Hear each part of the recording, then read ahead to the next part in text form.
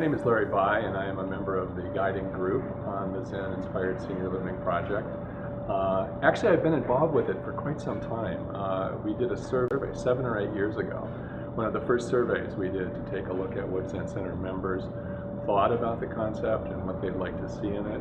So it's very much something that I'm very excited about, and I would plan on living in the facility. Absolutely. I of course, became involved in this project when I was listening to the radio and heard Susan O'Connell and Steve Stuckey speaking on the event of the 50th anniversary of San Francisco Zen Center, and they were talking about this project. And I choose a Zen-inspired community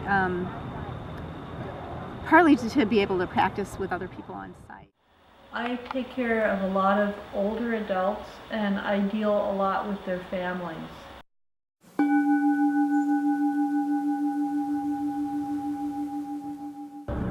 Someone has said that the way to age healthy, and in a healthy way, is in community. And we know that there's all kinds of evidence that if people are isolated, it's not a healthy way to age. People always have the concern about how they're going to be able to provide care, how they're going to be able to keep their loved one at home with them, and what's it going to take. I think people have that concern for themselves. They think about that for themselves if they're going to have to leave their home. Actually, the most important thing would be to be in a community with really interesting people. I think it could be very meaningful for people, and it's very valuable for people. You know, those of us who've given our life to practice, and maybe we don't have a lot of family, maybe we don't have children, have the social support to be able to live out your life in the way and place in which you feel most like yourself. And you would have a lively social life driven by residents themselves. Given my experience at Berkeley Zen Center, you know, where people start groups and they go for a while and they're great, and then, you know, they die out as needed and new groups are started as needed. in our lay practice tradition here in America, the spirit of the Zen centers is for participation. Any community I'm in, if I'm physically able, I'm going to want to participate by, you know, helping to maintain the temple in some way, provide meals, be a pastoral presence to people who want that. The most appealing old folks home I've been to, social-wise, is Strawberry Creek Lodge in Berkeley, which is a fantastic place, partly because all the activities are driven by the residents. So a significant amount of input by the residents in operations, in what's done, when it's done, how it's done. A very, very important part that I think will distinguish this. Berkeley Zen Center is basically operated by the Sangha members. We all have positions and contribute our time and effort. That to me is the most appealing part of Zen Senior Living Community. Again, you're talking to someone who's ordained, so I would imagine that I'm going to be living in the community in some way, providing Dharma to people, because that's the mandate, right? That's part of what I signed up for. We all have these positions that we operate in, and it's really a very, very significant part of the practice. To be able to age in place, to be able to have the kind of support, and to do that in an innovative way, taking care of each other as a part of a training program, I think that's a really marketable something, especially to people who have a spiritual practice.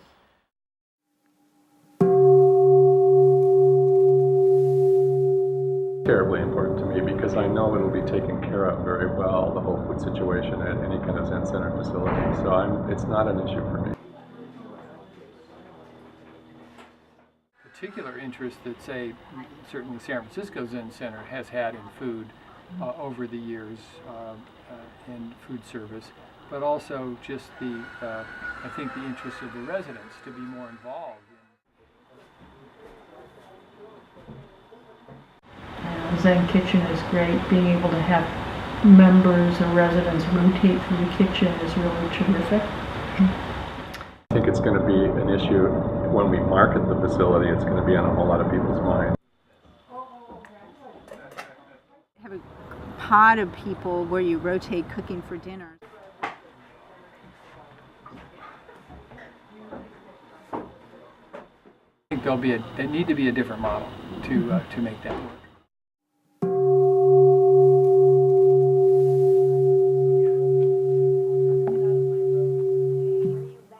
A place, a supportive place to be able to investigate these questions that I think take on added urgency toward the end of life is a really exciting idea. And the reality is there really is no place like this. A facility that is open to the general public can uphold or sustain the practice, the Soto Zen practice in our tradition and lineage. I would certainly like to see that tradition upheld as much as possible with regular meditation periods and service. I would love to go to have evening zazen before dinner would be fantastic, and then Love to have groups offered there, classes offered there. I'm one of the people who will be there who could make those available to folks. it'd be great to have somebody to give teachings on site and talks, and that would be fantastic. Yeah, not to have to travel for that stuff. But there's also some freshness that's blowing in and some exchange, some mutual exchange that happens. It's kind of like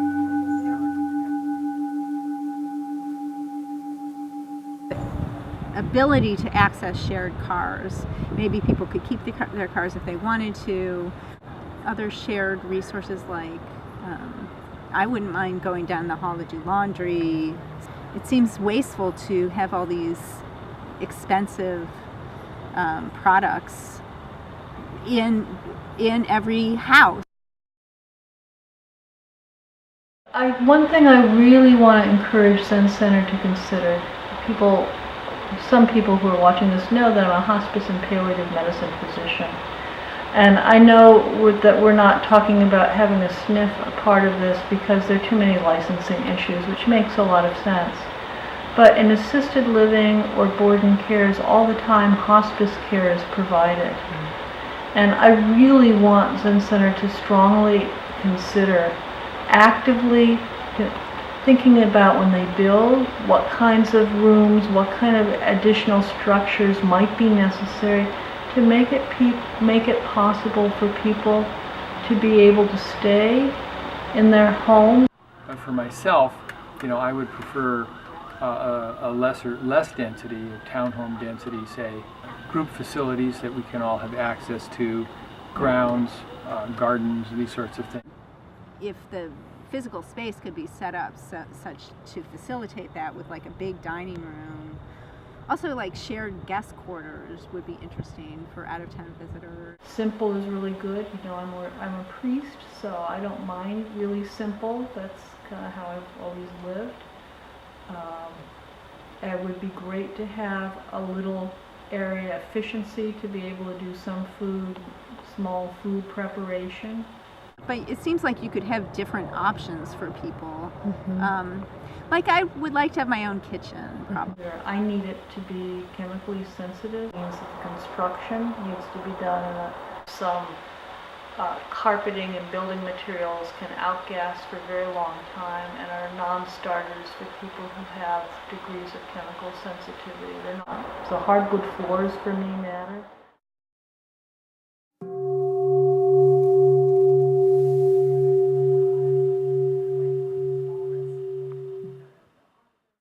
I think for me, and I think for a whole lot of people, the latter years of life is a time really in life when the great matter of birth and death, I really don't know how else to put it, takes on kind of added urgency. Their Zen Center community, friends of 30, 40, 50 years around them, to be able to die there without the rest of their life is very beautiful.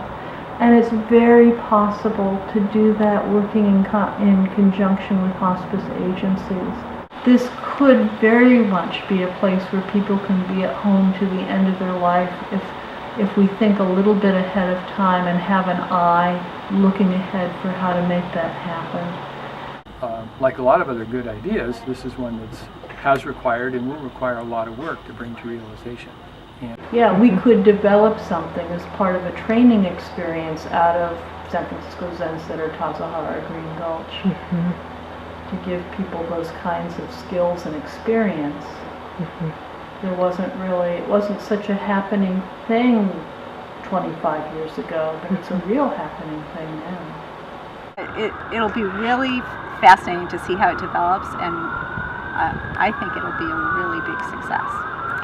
so far, I'm still enthused and encouraged that something good will happen here. A lot of my folks don't want a lot of interventions. They really want to live their life from a whole perspective, and when time comes, they're ready. That they want to be treated with dignity.